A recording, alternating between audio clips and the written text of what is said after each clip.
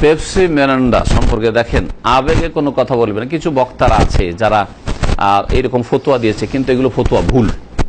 আমাদের যারা সহি আকিদারি আলেম আলমা সহি কথাই বলে, কিন্তু সহি কথা বললেও তারা ভুল মুক্ত না। যেমন আমি ভুল মুক্ত না। আর যদি আবু হানিফা, শাফি, মালিক, আহমদের চার মাযহাব ইখতিলাফ হইতে পারে তাদের, তো তাদের তুলনায় আজকাল আলেমরা কিছুই না, বোঝা গেছে, যদিও সহি আকিদার। সুতরাং যারা ফতোয়া দিয়েছে যে এই পেপসি আর মিরান্ডা হারাম, তাদের ফতোয়া ভুল, এতে কোনো সন্দেহ নেই। আসল হচ্ছে আল্লাহর নিয়ামতে যতক্ষণ হারামের স্পষ্ট দলিল না পাচ্ছেন ততক্ষণ হালাল। যখন স্পষ্ট দলিল পাওয়া যাবে, হাদিস পেশ করছে যে কিয়ামতের একটা লক্ষণ হচ্ছে যে কিছু জিনিস এমন হবে যেগুলোর মুন হবে, মদ হবে, কিন্তু সেগুলোর নাম বদলে দিবে। তো পেপসির নাম কি মদ ছিল নাকি? এর আগে পেপসিকে মদ, পেপসির সাথে আর মদের সাথে কি বা সম্পর্ক আছে?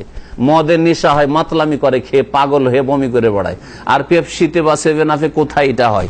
সুতরাং দুটো আলাদা জিনিস। এইসব ফালতু কথা, এই ফতোয়া একেবারে ভুল, বুঝতে পেরেছেন? আমি খাই না কারণ এতে শরীর ফায়দা নেই, ওটা আলাদা কথা।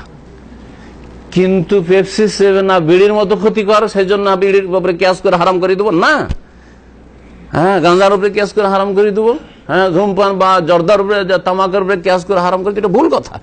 জর্দা তামাক আলাদা জিনিস, আর মাদক দ্রব্য আলাদা জিনিস, আর পেপসি আলাদা জিনিস। পেপসিতে আপনার শরীর স্বাস্থ্যের ক্ষতি হচ্ছে, আপনি খেয়েন না, কিন্তু ওয়ালা তোহারের মালাকাই রেখে অন্যের হারাম করিয়েন না, বুঝা গেছে? কোনো কিছু হালাল হইলে খেতে হবে জরুরি না। গরুর গোস্ত হালাল খেতে হবে নাকি খাওয়ার জন্য মাথা খারাপ করে দিতে হবে আর হিন্দুদের সাথে লড়াই কোনো জরুরি নয়, সুন্নাত না। নবী সাল্লাল্লাহু আলাইহি ওয়াসাল্লাম গরুর গোস্ত খেয়েছেন, কি প্রমাণ করতে পারবেন নাকি? অনেকে মনে করে গরু খেলাম না তো মুসলমান কি করে হইলাম। ভুল কথা আসলে, এগুলো তো ভারতীয় কথা, এগুলো ইন্ডিয়ান কথা, এগুলো বাঙালি কথা, বোঝা গেছে?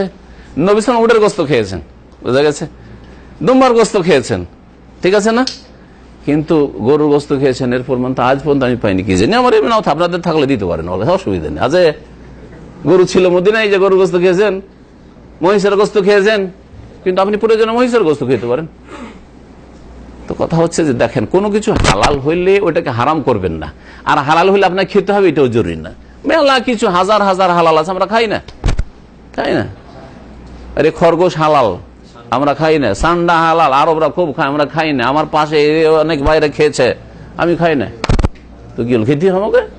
হ্যাঁ, জরুরি না যে হ্যাঁ, কত রকমের সবজি আছে, আমার রুচি হয় না, খাই না। তবে মনে রাখবেন যে পেপসিতে কোনো লাভ নেই। পেপসির চাইতে একটু ভালো ধরেন সেভেন আপ। সেভেন আপেও আমি ভালো ডাক্তারকে জিজ্ঞেস করে দেখছি, গ্যাসের রোগী, ভাবছি যে হজম হবে, বলছে ক্ষতি করবে, গ্যাসের রোগীর জন্য ক্ষতিকর। এগুলো কথা বলেন, কিন্তু হারাম করিয়েন না। হ্যাঁ, ফালতু কথাগুলো, ফালতু কথা। যে পাউডার আসে, সেই যে পাউডারটা আছে, সেটা যদি কাফের দেশে, সেটা যদি ওইয়ের নাভি থেকে ব্যবহার হয়ে থাকে শুকুরের, তো এদেশে গরুর হইতে পারে। এখানকার এরা বলছে, এখানকার আলেমেরা কি একেবারে আন্ধা যে দেশের মানুষকে হারাম খাওয়াবে? এখানকার শাসকরা কি একেবারে আন্ধা যে হারাম জেনে সেটা খাওয়াবে? যারা নিয়ে আসছে তারা মুসলিম না, জানে না, বুঝা গেছে? তবে অমুসলিম দেশে যদি না খান সেটা আলাদা কথা। আমি এমনি ওই দেশেও খাই না।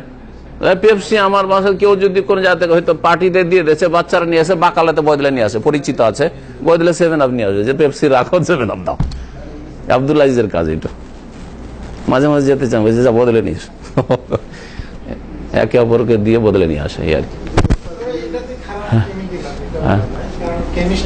যা বলবেন তাই বলেন, খারাপ আছে, ক্ষতি আছে, কিন্তু সেটা তামাকের মতো না, বোঝা গেছে? জর্দার মতো না, আর বিড়ির মতো না, আর সেটা মদের মতো না। হাদিস পেশ করেছে যে কিয়ামতের কাছাকাছিতে মদের নাম অন্য নাম দিতে, এটা মদের সাথে কোনো সম্পর্ক নেই।